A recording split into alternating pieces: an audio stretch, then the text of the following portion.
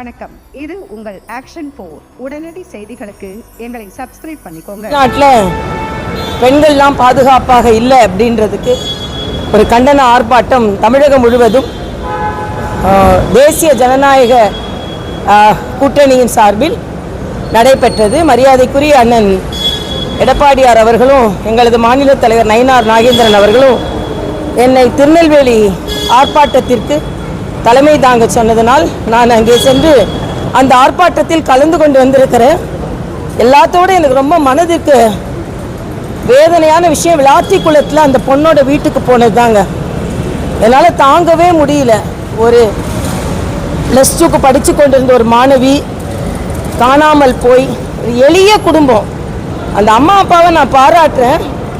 அப்பா கூலி வேலை செய்கிறாரு. மிக மிக வெள்ளந்தியான எளிய குடும்பம். அக்காவை கல்லூரியில் படிக்க வைக்கிறாங்க, பொண்ணை படிக்க வச்சிட்ருக்காங்க.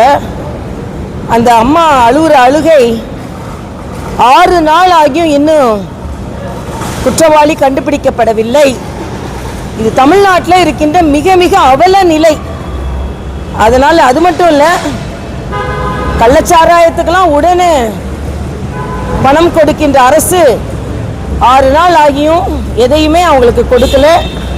அதனால் இன்றைய காலகட்டத்தில்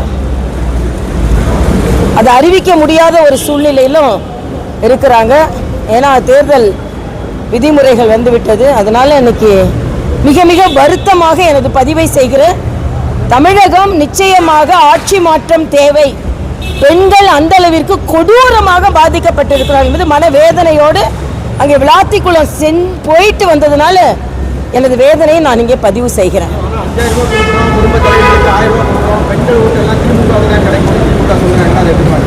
நிச்சயமா பெண்கள் ஓட்டு திமுகவுக்கு கிடைக்காதுங்க. அவங்க கொடுக்குற 5000 ரூபாய் 10.5 லட்சம் கோடி கடன் வாங்கி ஒவ்வொரு தலையிலையும் 1,40,000 கோடி கடனை வச்சுட்டு அதுல இருந்து எடுத்து கொடுக்குறாங்கங்க.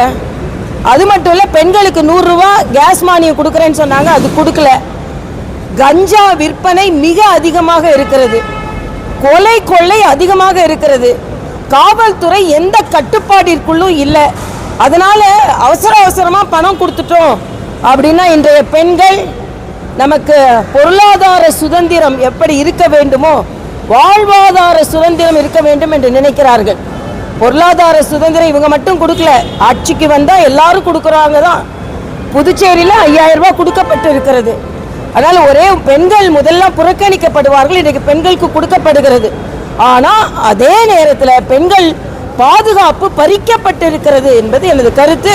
அதனால ஸ்டாலின் அதில் அக்கறையே காண்பிக்கல என்பது தான், கொஞ்சம் கூட அக்கறை காமிக்கல. அதனால பெண்கள் நிச்சயமாக இந்த முறை திமுக மாடல் அரசிற்கு ஓட்டு போட மாட்டார்கள். ஆட்சியாளர்களை தாண்டி இந்த காவல்துறை வழக்கு பதிவு பண்றதுலையும் சரி, ஏளனமா பேசுறது, அதுல ஒரு ஸ்பீடா ஒரு நடவடிக்கை எடுக்காத சூழ்நிலை இருக்கு. இதுக்கு காரணம் யாரா இருக்கும்? ஆட்சியாளர்கள் தான் அதுக்கு காரணம். உள்துறை யார் கையில் இருக்கு? எப்படி அவர்களெல்லாம் தண்டிக்கப்படுகிறார்கள்?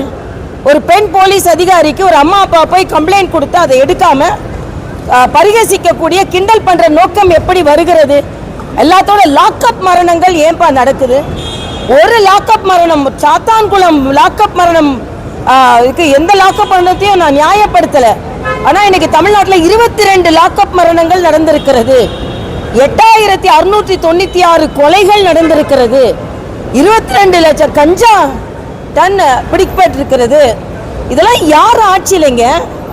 அதனால எல்லாம் ஏதோ பாலும் தேனும் ஓடிக்கொண்டிருக்கிறது இல்ல, கஞ்சா ஓடிக்கொண்டிருக்கிறது, ரத்தம் ஓடிக்கொண்டிருக்கிறது தமிழ்நாட்டில்.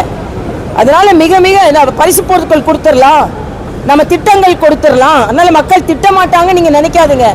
நீங்கள் திட்டங்கள் கொடுத்தாலும் அது மக்களுக்கு எதிரான செயல்பாடுகள் இருக்கும்போது மக்கள் திட்டிக் கொண்டுதான் இருப்பார்கள் என்பது எனது கருத்து. எல்லா கட்சிகளும் அவங்களுடைய தேர்தல் அறிக்கையை வெளியிட்டு வராங்க. ஆனா இதுவரைக்கும் யாருமே பூரண மதுவிலக்குங்கிறத முன்வைக்கல.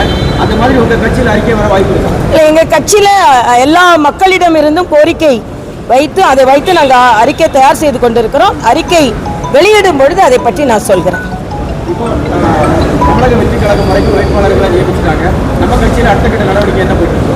என் கட்சியில் கூட்டணி அமைத்தாகிவிட்டது. தொடர்ந்து எங்களது கட்சி தலைமை அதற்கான பணிகளில் ஈடுபட்டு இருக்கிறார்கள். நிச்சயமாக விரைவில் அறிவிக்கப்படும். திமுக கூட்டணியில் அதிகப்படியான சீட்டு வேணும்னு கேட்டுட்டு ஒரு அதிருப்தியான நிலை பேச்சுவார்த்தைகள் நடந்துட்டு இருக்கு.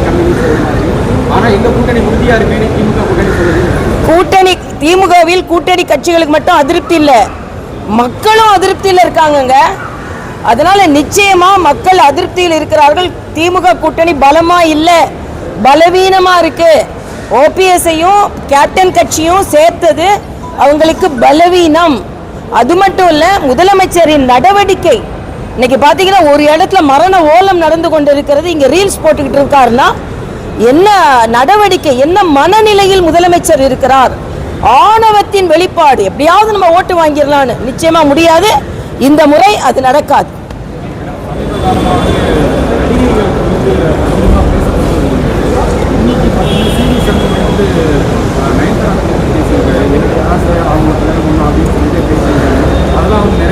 எல்லாரும் சிஎம் வந்து அவங்க கனவை சொல்லுங்கன்னு சொல்லியிருக்காரு. எனக்கு நயன்தாரா வேணும்னா என் கனவை நிறைவேற்றிடுவாரா அப்படின்னு ஒரு நான் ஃப்ளைட்ல இருந்தனால நான் பார்க்கல, அதனால நான் என்னன்னு பார்த்துட்டு நான் சொல்றேன். பண்ணுங்க, ஷேர் பண்ணுங்க, கமெண்ட் பண்ணுங்க, கூடவே பெல் பட்டனை அழுத்தி சப்ஸ்கிரைப் பண்ணுங்க.